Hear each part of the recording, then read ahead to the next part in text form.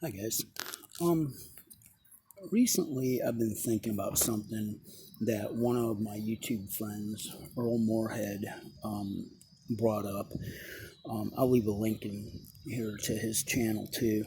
Um, he had a battery for like an X Max or something, some really big battery, and the casing on it swelled up, left him in the car, and it swelled up, broke the case, and you could see all the silver in it, and it was basically a bomb waiting to go off.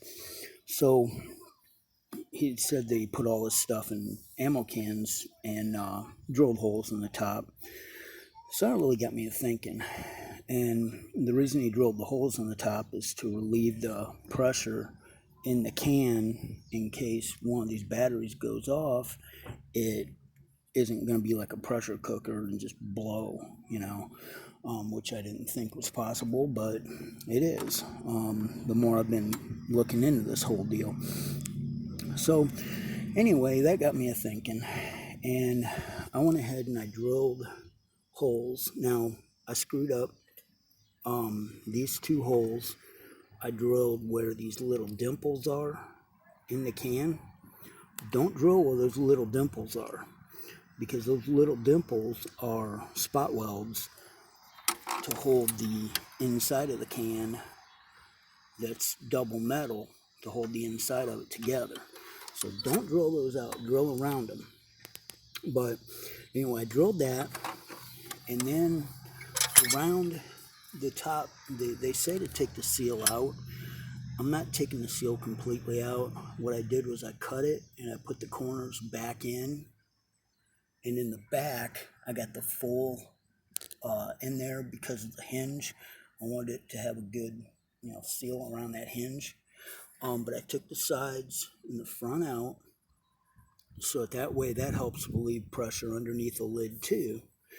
Um, the reason I put the corners and the back in was because I just did not like the way that the lid that this latched when it was on there without the seal. It was way too loose. So I went ahead and I did that. But then it got me thinking, and I'm like, okay, well, I'll take a step, one step higher. And I started researching it more and seen a video that a guy had done where he had a toolbox and he went and took half-inch thick drywall and made compartments like this in the toolbox and put them together with it's Gorilla Glue and white, like Elmer's glue. The reason you use the Elmer's glue, I found out Gorilla Glue doesn't activate unless it's got water. So I was trying to put water in there, and that just wasn't working. So I mixed it like he had done, and mix the two together. And you got to work quick, because what it does is it expands and it foams out. Like down in the seams down there, you can see how it is. Some of that I cut out with a really long, those utility knives that you get at just about anywhere for $1, a real long blade and the colored plastic handles. So I took that down and I cut out most of it. I missed that one, but oh well. So anyway, then cut the foam, around the top, and tried to smooth everything out as much as possible to make it look halfway decent. Also on the edges where I cut the plywood that were sticking up, I took packing tape and just clear packing tape and put around the edges so that if they got hit, it wasn't going to chunk it, and drywall would be breaking loose and stuff like that. So anyway, went ahead and got all that done, and then I just took some white Elmer's glue, and it's still drying. That's why it's sitting out here in the sun. To just kind of smooth out all the little holes in the foam. When I cut the foam, there were a whole lot of holes and just really, rough looking. So put the Elmer's glue in there, just kind of smooth that out, just for appearance wise. But then, and this will work great for, like, this is an airplane box. I usually fly 2200 3-cell batteries, and bam, that'll fit perfect in there. Yeah, I might get Lipo bags that fit 2200s and put those in there down the road. That's a plan, and I more than likely will do that. But all the YouTube videos I've seen, I haven't seen anybody spray fireproofer in the boxes. And so that got me thinking. I knew they had a spray fireproofing material out there because we'd used it with race car suits and stuff like that. And I found this stuff. Initially, I found it on Amazon for like 16 bucks. And it's called FireGuard. And I've seen all kinds of videos of it where people spray their couches, their curtains, their carpet, their house, basically. And there was even a test of this stuff where they did like little portable houses, and they had like 2 of them on the outside of a house that was sprayed in the middle with the FireGuard. And after like 20 minutes, the 2 houses on the outsides of the one that were sprayed were pretty much fully engulfed, and the one that had the FireGuard was just starting to smoke. So that's pretty impressive if this stuff does what it says it does. It also, important, cool thing, made in the USA.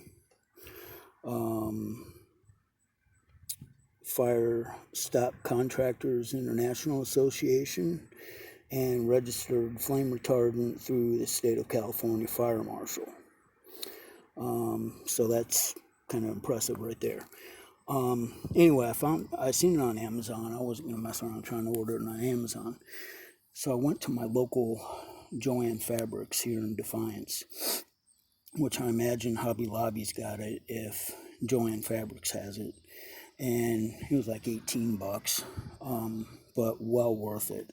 So what I'm going to do is, after the Elmer's dries, I'm going to take this box to the next level, and I'm going to spray the entire inside of this thing, the lid, the inside of it, with this stuff to, finish this box off and have it as fire resistant as I can make it. Now, with this, like I said, with the airplane boxes or airplane batteries, I can put 10 2200 3-cell batteries in there. Depending on your battery, you can, accommodate it, make it different ways or whatever. If you got big fat batteries, you may only be able to put 5 or 6 of them in. Like my RC cars, my RC car batteries, I'm going to have to do something completely different. My 4-cell batteries, I'll probably have to make it where I won't have as many in, but it'll still be along the same line. And, guys, think about it. It kind of goes along the same analogy we used to have with racing the full-size race cars.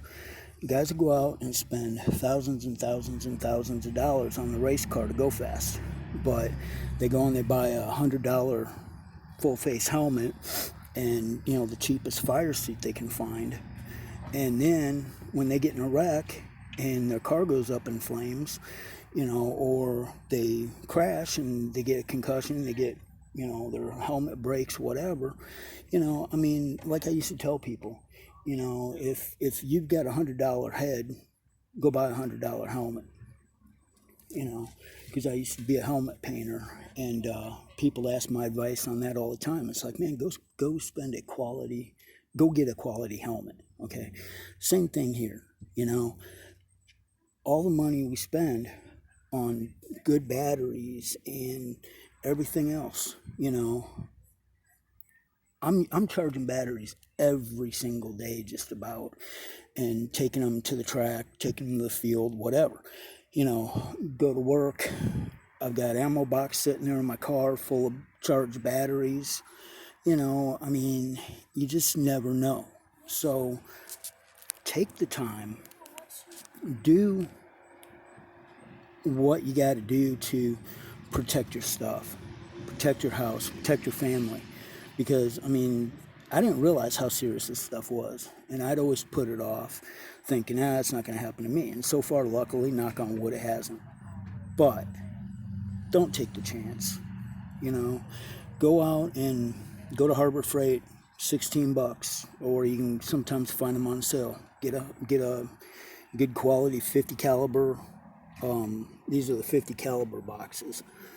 And, like I said, just cut the foam, the seal out a little bit, drill some holes, and do this. I mean, because, I'm not guaranteeing it's going to work, but for a long period of time or whatever, but it'll at least give you long enough that if your smoke detector goes off because the smoke's coming out of the box and it's containing the flame, it'll give you time to go, grab something that you can, use, like a mechanic's glove or some kind of a glove that's fire resistant or something, and be able to grab the box and get the box outside.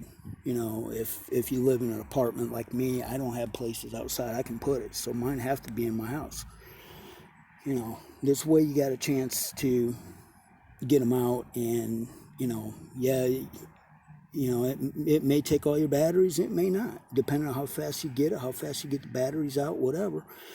But still, it's a nice little storage container. You can put 10 batteries in this particular setup for the 2200s. And like I said, just something the inside you just have to play with on your own. But 1/2-inch drywall. And like I said, I used Gorilla Glue and white Elmer's glue and mix it up and put it in. And then, like I said, it just foams up. It expands and makes a real good solid joint, and good solid wall. So anyway, like I said, just something I want to throw out there, and hopefully none of you guys experience this. Go through it. I've got 4 more of these boxes I got to build now, because I've got 5 ammo boxes between my cars and my RC plane batteries. But it's time well invested, and it may end up saving a lot. Your batteries, your car, your RC cars, your house, your whatever. I mean, who knows? But anyway, guys, like I said, it's fairly easy. I mean, or you can just go out and spend $50 if you got a whole bunch of money and whatever, and buy the bat safe. I think the bat safes are pretty good too. I've never had one personally, but from what I've seen on the reviews, they're pretty good. But me personally, I'm not a house builder or whatever. There's probably better ways to cut the drywall than what I did. But I'm not a carpenter either. So, but anyway, like I said, hopefully, you guys have to experience this, but I think it would definitely be good to have it, have the option, have something like this in case you ever would unfortunately be put in that position. So, all right, guys, stay safe. And like I said, this stuff here, there again, where you charge at, if you charge in your kitchen, on your countertop, this stuff, you could spray it on your counter, you could spray it on your walls, underneath your cupboards, spray your cupboards, whatever's in the area where you charge them. This might really help you out. Like I said, it was at Joann Fabrics. I think it was like $18. I've seen it on Amazon. I'm sure Hobby Lobby's got it. If I found it at Joann Fabrics, I'm sure they got it. I went to Lowe's and they did not have it at Lowe's. But then when I seen people, spraying this on their furniture and curtains and stuff, I got thinking maybe a fabric shop, and sure enough, Joann had it. So anyway, guys, like I said, man, just trying to help you guys stay safe out there and enjoy the hobby, and because that would be a real bummer to have a Lipo go off and end up burning down your whole RC collection, your cars, your trucks, your airplanes, your whatever, especially more importantly, your house and your life. So be safe out there, guys. I hope this helps you, and like I said, it just I think it's time very well spent. Stay safe, guys. Thanks.